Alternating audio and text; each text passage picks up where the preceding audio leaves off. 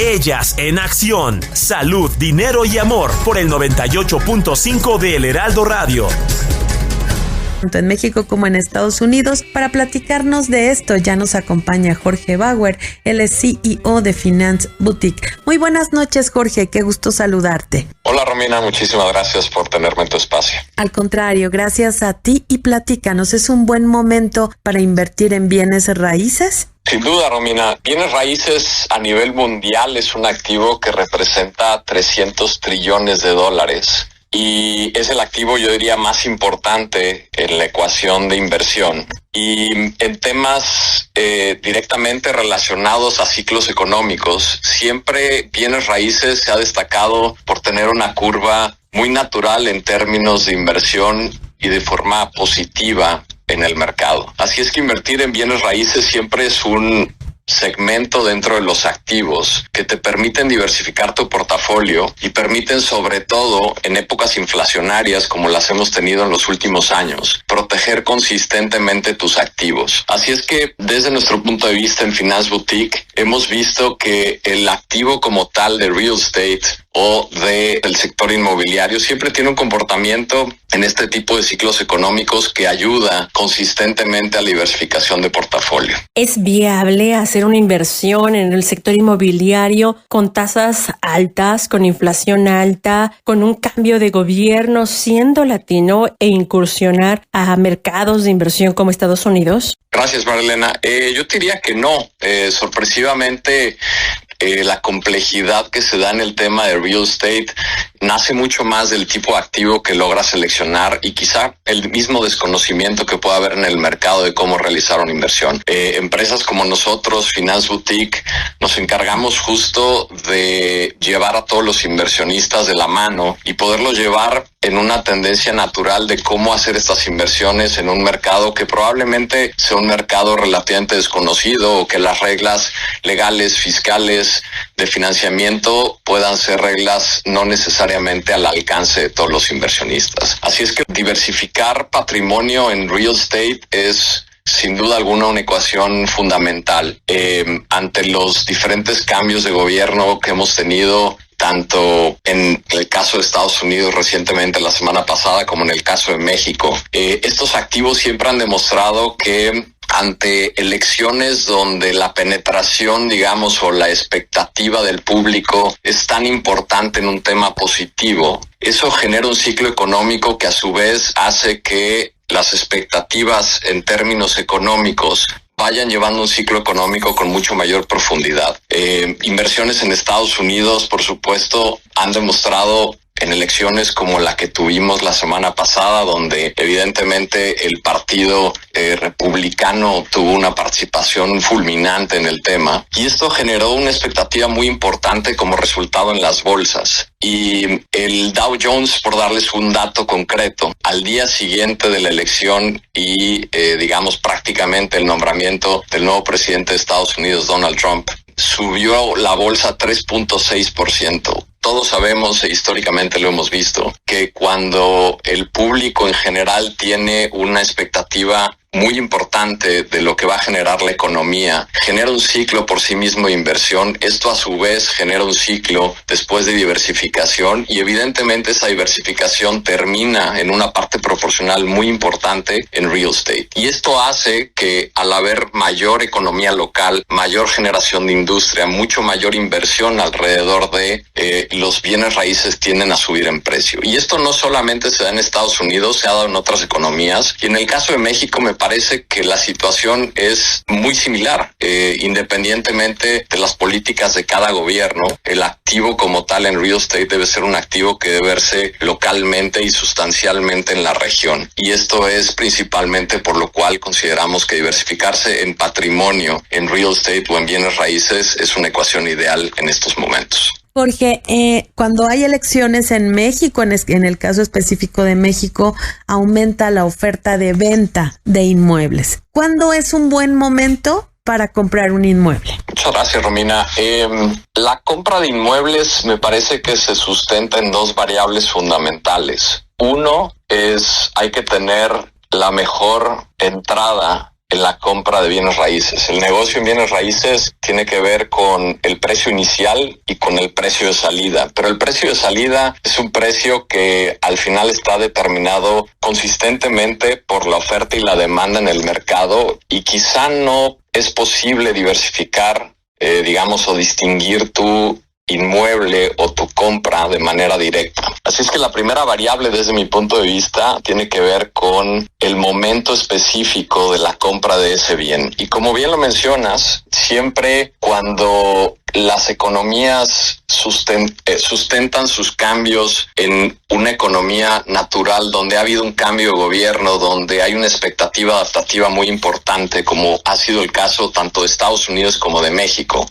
Tradicionalmente, real estate es el activo que mejor comportamiento tiene. Así es que, sin duda alguna, tanto en México como en Estados Unidos vemos que hay un ciclo que naturalmente irá convergiendo hacia el alza de precios en real estate. Y esto tiene que ver no solamente con variables económicas como la tasa de interés, como la inflación, sino desde mi punto de vista tiene que ver con la capacidad económica que está generando cada uno de los actores en dichos factores o en dichos sectores. Entonces, el tema de real estate es el activo mejor comportado históricamente a nivel mundial. Es el activo más importante dentro del mundo de los alternativos. Tiene 190 trillones de transaccionalidad el activo de real estate. Y en el caso de México y Estados Unidos, hay datos muy interesantes de cómo cuando económicamente la expectativa adaptativa tiene un sesgo positivo,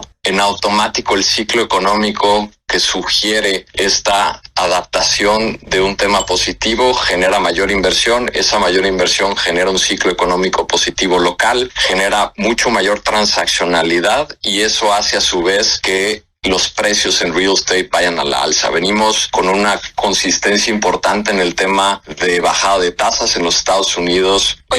Sí. Jorge, ¿cuáles son los requisitos para verdaderamente voltear a Estados Unidos y realizar una inversión desde cualquier persona, desde cualquier latino que pueda hacerlo? ¿Cuáles son estos errores que se cometen y que después uno dice, creo que la inversión no me funcionó? Bueno, sin duda alguna, el conocimiento, me parece, del mercado es un tema fundamental. El conocimiento de variables económicas, fiscales, legales, de transaccionalidad, hacen que la decisión sea una decisión por sí misma fundamentada no solamente en el activo, sino incluso en lo que está alrededor de esa compra del activo. Es muy importante en real estate que cuando tú comparas el mismo activo en una localidad, por decirles un ejemplo, en Miami versus una inversión en Texas, y es exactamente el mismo activo, las variables que están alrededor de ese activo como tal son las que al final van a dar el resultado distinto de una manera u otra. Entonces, cuando un inversionista decide diversificar su patrimonio en Estados Unidos en el mercado real estate, debe asegurarse principalmente lo siguiente: debe conocer exactamente en qué economía está invirtiendo de manera local,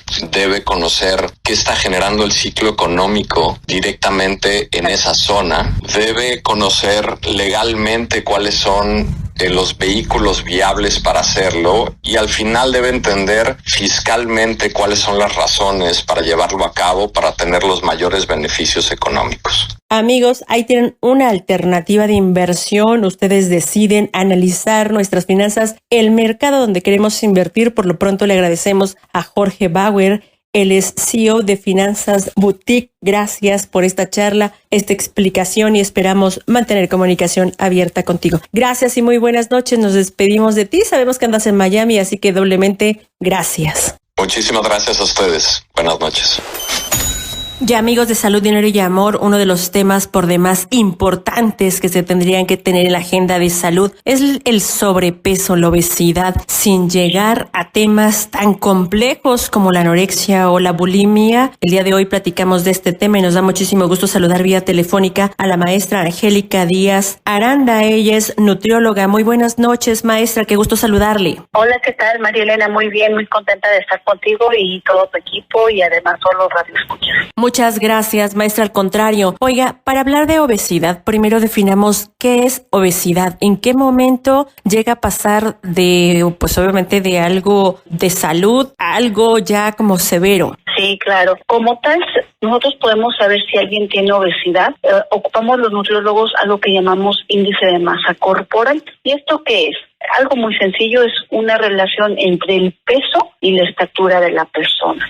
Es decir, si nosotros tenemos una estatura promedio y lo relacionamos con el peso y vemos que tenemos mucho más peso en relación a nuestra estatura, pues entonces vamos a tener a empezar a clasificarlo como primero un sobrepeso, y a lo mejor tenemos unos 3, 4, 5 kilos de más o hasta 7 máximo, y cuando ya pasa de esa cantidad 5 a 7 kilos, es cuando ya consideramos que podemos tener un grado de obesidad. Esa sería como una forma general. Ahora, es muy importante decir que también este sobrepeso o obesidad estuviera asociado con la cantidad de grasa o tejido graso que tenemos, ¿verdad? Porque también podríamos tener una persona, pero son casos especiales, que una persona pudiera tener mucho músculo y a lo mejor por eso pesa más en relación a su estatura, que esos son pues ejemplos como fisicoculturistas y demás, pero realmente son casos especiales estos, ¿no? Diferentes. Angélica, muy buenas noches. Te saluda Romina Román. ¿Y ha servido de algo estas medidas que ha instrumentado el gobierno federal y las empresas, por ejemplo, como el etiquetado, para reducir la obesidad? ¿Se han tenido los resultados esperados? Pues mira, yo creo que este es una preocupación de todos los gobiernos a nivel mundial, a nivel de México, y se están implementando desde hace muchos años. Te comento, pues yo tengo 30 años que egresé de la universidad, ¿no? De nutrición. Yo que desde hace mucho tiempo, desde ese tiempo que yo era estudiante, pues estamos preocupados por esta situación. El gobierno va implementando temas regulatorios, como bien comentas, del etiquetado. Por ejemplo, si compramos el etiquetado de antes con el etiquetado de ahora, vemos una intención, pero a lo mejor no sabemos si es la mejor estrategia. Lo que sí sabemos los nutriólogos, y yo creo que en los colegios de nutrición y demás, y si me está escuchando ahí un nutriólogo estará de acuerdo conmigo, que tenemos que trabajar más que nada en la educación nutricional. ¿Por qué es importante? Se pueden implementar muchas medidas a nivel de regulación y de etiquetado de alimentos, pero lo más importante es concientizar a las personas, ayudarles a entender por qué la importancia de mantener un buen peso, ¿no? Y sobre todo de comer de forma saludable. Entonces la clave para nosotros pues está siendo la educación nutricional en diferentes niveles, ¿no? Desde que somos o tenemos a las personas pues adolescentes, los niños, que los podemos ayudar a tener elecciones sanas. Aquí algo muy importante es no hay alimentos malos ni buenos, más bien son hábitos que todos los días tenemos que hacer elecciones. Pero sobre todo lo más importante es llevar una dieta equilibrada con todas las reglas de la alimentación. Angélica, tú hablas de que no hay ningún alimento bueno ni malo y que a lo mejor pues hay que comer de todo un poquito o con porciones. Ya sabemos que ni el gordito está mal nutrido ni el flaquito está bien nutrido.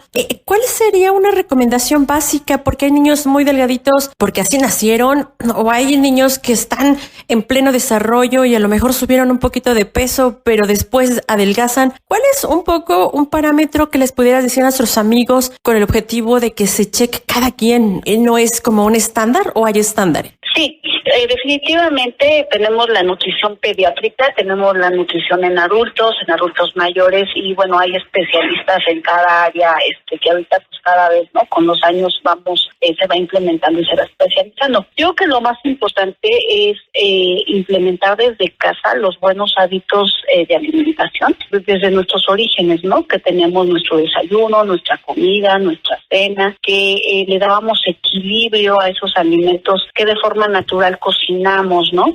Y que a lo mejor llegamos a incorporar algún alimento industrializado sin ningún problema, pero no irnos al otro extremo, ¿no? Donde a lo mejor nuestra dieta ya ni siquiera está siendo de una comida tradicional, incluso mexicana, que podría ser saludable si es preparada pues con las cantidades normales o bajas, incluso por ejemplo de nutrimentos de riesgo, ¿no? Grasas saturadas, sal y demás. Entonces, lo más importante yo creo que es volver un poco al origen, de la dieta normal, y a los niños tampoco complicarles mucho, porque a veces también vienen estas modas de bajar mucho de peso de forma estricta, ¿no? Las mamás, y eso también nos pone en riesgo a que los niños puedan desarrollar desórdenes de alimentación, como bien comentabas tú al inicio, anorexia y bulimia. Entonces, manejarlo de una forma más orgánica, podríamos decir, para que podamos tener hábitos alimentarios en general buenos desde la infancia.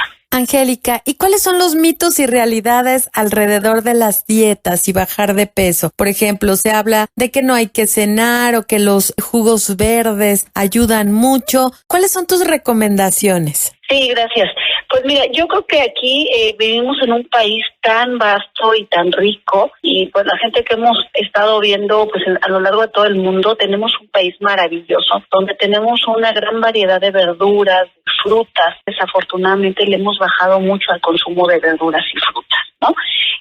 Nosotros recomendamos que al día se consuman alrededor de 5 porciones de verdura y combinarlas con también el consumo de frutas, ¿no? Entonces, eso nos ayuda mucho. ¿Para qué? Para el movimiento intestinal, para evitar problemas como, por ejemplo, estreñimiento y a la larga hasta cáncer de colon. El consumo de agua, eso es muy importante. Nosotros debemos, a veces se ha sustituido el consumo de algunas bebidas, pues de otro tipo sobre el agua. Entonces recordemos que la hidratación no hay más, tiene que ser agua pura. Otro también consejo muy importante es, por ejemplo, llevar unos buenos hábitos. A veces andamos picando la comida, ¿no? Entonces establecer horarios de comida son muy importantes, desayuno, comida y cena. También, por ejemplo, entre comidas tenemos las colaciones, que podrían ser algunas ricas verduras. También algo muy importante es en la cena. En la cena yo les recomiendo que seamos moderados. En la cena, pues muchas veces la gente cena lo que comió en la tarde, y entonces a lo mejor le puede caer un poco pesado. Entonces la cena normalmente tiende a ser más ligera, se van a sentir mucho mejor y van a descansar mejor, sobre todo para luego pues poder trabajar al siguiente día. Y fíjate que ahora crear el sistema gastrointestinal es sumamente importante, y por eso hablaba de la fibra dietética que tienen las verduras y las frutas. Por ejemplo, también ahora tenemos la gran ventaja de tener alimentos funcionales como los prebióticos, que son justamente fibras que están incorporadas en los alimentos, y también algunos suplementos, ¿no?, que llegan a ver ahí de algunas marcas. También tenemos los probióticos, que son bacterias buenas que nos ayudan al movimiento intestinal, y que pues en el mercado hay varias, ¿no? Desde que hay en alimentos, por ejemplo, Lactobacillus caseiota, hasta que hay en otros tipos de productos, ¿no?, que también se pueden. Pero eso, obviamente, los que ya son suplementos, hay que pues verificarlos con tu nutriólogo o con tu médico. Y lo más importante también, mantenernos activos. Se ha visto que todo lo que es el ejercicio no solamente se vea como un tema estético de aumentar el músculo, sino se sabe que en el momento que una persona hace ejercicio, el músculo es un órgano metabólicamente activo y neuroendocrino incluso, porque en el momento que se hace ejercicio se secretan muchas sustancias muy buenas a nivel del organismo, lo cual entonces pues va a ayudar a las personas. Entonces el sedentarismo, desafortunadamente, pues en estas grandes ciudades, ¿no?, que ya estamos viviendo, el estilo de vida, el estrés, pues nos va a ayudar en todos los sentidos. Entonces, esos serán como los consejos más importantes que yo pues podría darles. Muchos temas que se quedan pendientes respecto a las recomendaciones para bajar de peso. Por lo pronto, hay que cuidar nuestra alimentación, hay que consumir más frutas y verduras y hacer un poco de ejercicio. Muchísimas gracias a la maestra Angélica Díaz Aranda. Ella es nutrióloga. Muchas gracias y saludos, y pues a cuidar el bienestar. Quédense con nosotras en Salud, Dinero y Amor, que vamos con nuestro comentario final.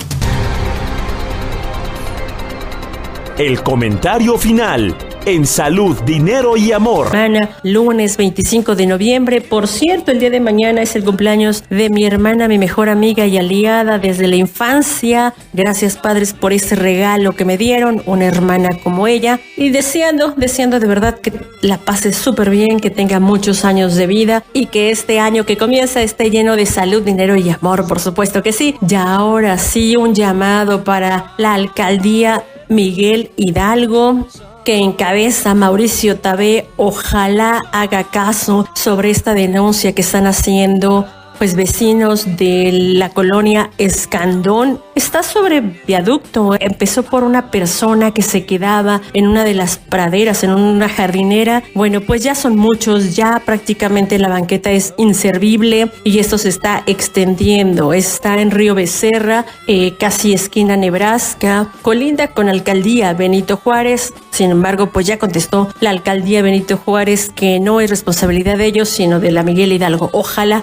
que hagan esto porque se está extendiendo muchísimo más. No solamente es un foco de infección, es un problema social que se tendrá que atender. Ojalá que así sea. Romina Román, como siempre, un gusto hacer este programa contigo. Te paso los micrófonos. Gracias, María Elena. Al contrario, es un gusto hacer este programa contigo y me sumo a las felicitaciones para Rosa, que es una gran hermana, mamá, hija y profesionista. Que tengas un maravilloso cumpleaños lleno de salud, dinero y amor. Y qué importante es esto que comentas, María Elena, sobre este campamento en Río Becerra. Personas sin hogar, muchos de ellos desafortunadamente con fuertes adicciones. Ha crecido mucho el problema, hay mucha basura que se ha convertido en un peligro y en un foco de infección. Ojalá que las autoridades hagan algo pronto. Yo soy Romina Román, gracias por acompañarnos y recuerda que te esperamos el próximo jueves a las 9 de la noche con la mejor información financiera aquí en el Heraldo Radio. Y hace unos días se difundió, sobre todo por WhatsApp, una nueva modalidad de fraude en la que te ponen una presunta multa de tránsito en tu coche, que te piden escanees y una vez que lo haces te roban la información de tu celular y por supuesto pueden acceder a tus cuentas bancarias. Si te topas con este papelito es mejor que lo destruyas y que mejor llames de manera directa a la Secretaría de Administración y Finanzas aquí en la Ciudad de México o de tu estado, o bien entres a la página de internet para verificar si tienes alguna sanción. No te dejes engañar. Gracias en los controles y en la producción a mi queridísimo amigo Martín, el Capi Quirino. Gracias nuevamente a ustedes, que pasen un excelente inicio de semana. Cuídense que ahora sí, con el pago de los aguinaldos, los asaltos están a la orden del día. Por lo pronto, a María Elena Vega y a una amiga y servidora, Romina Román, no nos resta más que desearte salud, dinero y amor. Salud, dinero y amor con María Elena Vega y Romina Román. Sigue teniendo una excelente noche por el Heraldo Radio.